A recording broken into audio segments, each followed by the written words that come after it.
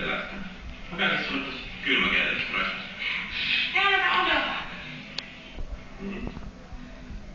Tää johtuukin mun munuaisista. Minä tulin leikkaamaan pannunhiuksia. Niin kuin me käsittääkseni sovittiin. No eihän me nyt varsinaisesti sovittu. Ja nyt kun Iiri sattui olemaan täällä kylässä, niin mä ajattelin, että... Mä tarjoin. Mulle ei kerrottu, mitä me nyt sovittiin. Mä leikkasin aina pannunhiukset kotona. Älkää mulla vanhasta tottumuksesta. Niin näyttää käyvän. Ai niin, oli muukin asia. Sulla jäi tää mun yöpöydälle. Joo, kiitos. Eipä kestä.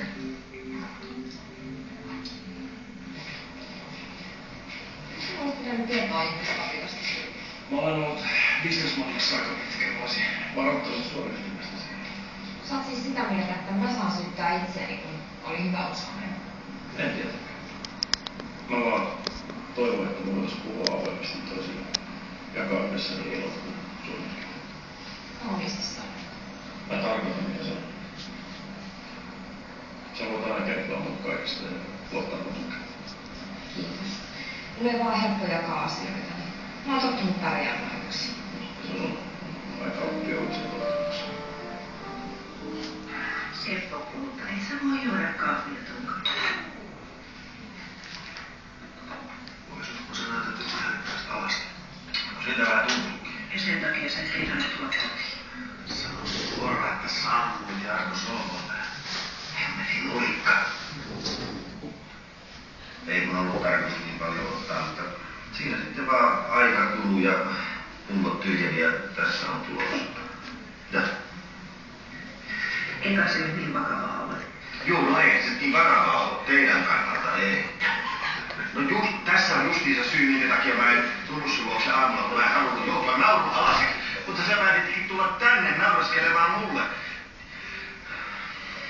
Ei siinä mitään. Hirnukaa kaikessa rauhassa. Älkäätkö minun häirittymistä. Seppo! Voi. Hän lähtee perään. Se kerrokin, mutta rauhassa. Kyllä se sitten. Mä soitan sulle töitä ja mennään vaikka kertaan syömään. Se hyvä.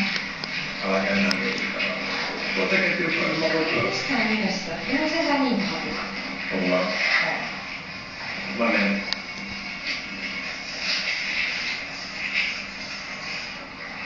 Niin, vai? Minulla kyllä oli katteja kesämuksella.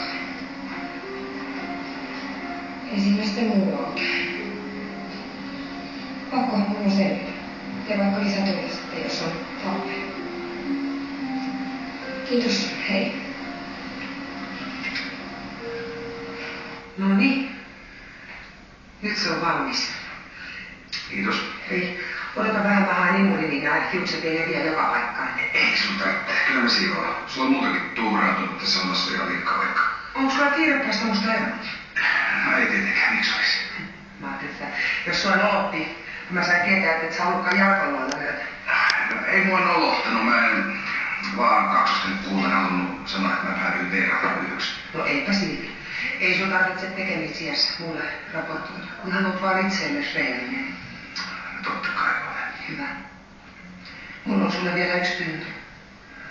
Selvitä välis Veeraan. Itsestäkin ja lasten. Ja voitte jatkaa elämää. Oletko tyytyväinen? Haluatko sulla jotain ilmoittamaa tuolla? Minä olen kysynyt, missä se lääkäri oikein kuuttaa. Niin, tutko se saa testitulokset? Mitä se voi täysin sanoa? Me ollaan odotettu vaikka kuinka kauan, tai ei voi olla mikään hyvä merkki. Haluan vain kestää sitä kaikkea, joka on tässä alusta, meillä ottaa jotain uutta, kun vasta kuinka. Puhtakin, mitä sä voit? Nyt olitte kuntosalilla ja sinut tuli selkäkipeäksi. Ihan sana sulle puheeksi. Eikä nyt tiedä sen enemmän. No sä olet vielä kokeilemassa tulokset. Kyllä varmasti pilaantuneen. Odotetaan nyt ihan rauhassa. Ruotsit muu kohta meessä. Mitä nyt kuultaa? Se lääkäri sanoi, että nämä kivut vailla on merkinnyt Taas hylkimisen reaktiosta. Kiitoksia käynnistä ja tervetuloa uudestaan.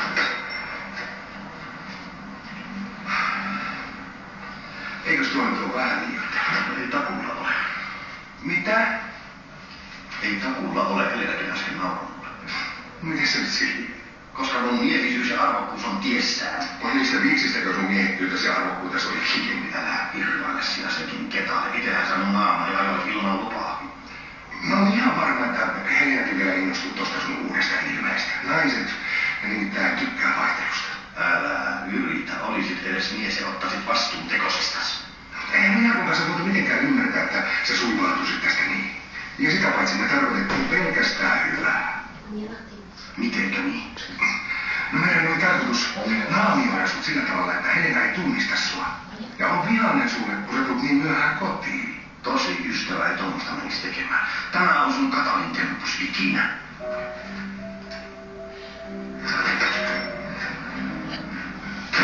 Onks teille tulossa joku syömään? Olettiin niin paljon ruokaa. Ei ole. Moi! Näetkö sä lisää? Näin. Mä olen tosi hassu. Mä sain kuulla nauhoitettiin aamusta. Oliks iskä teidän yöllä? Mies sanoo, se oli Jarkolla. Vanha oli uimassa ja ehti varmaan ovesta. Se hetkellä olla 2 vuotta. No, mistä sitä tietää? Ehkä meillä on kohta enää vain 1 koti. Oikeesti. Mistään sellaisesta ei ole kyllä ollut puhetta. Miten tämä on kertynyt näin paljon myllättömiä kohteita? Tämäkin alkukaksi on ollut listoilla aika pitkään. Voit siellä illalla pienempään käsittää ton vuorissa kerralla? Sopiihan se, jos vaan maksat ylityökorvauksen samoin. Hei, sä tiedät mitä ajatellaan. Ja sä tiedät mulle. Me tarvitaan rahaa. Just siksi meidän kannattaa käydä läpi kaikki toimeksiannot ja tehostaa arkistusarkuvien kahtelemaan. Sori, mutta ei onnistu. Mua ei korkattomat ylityöt kiinnosta. Kiinnostaa sua työt ylipäätään? Enää. Mä olisin houkuttelevasti ja kaikki sellaista toimia. Näinkö sä mulla?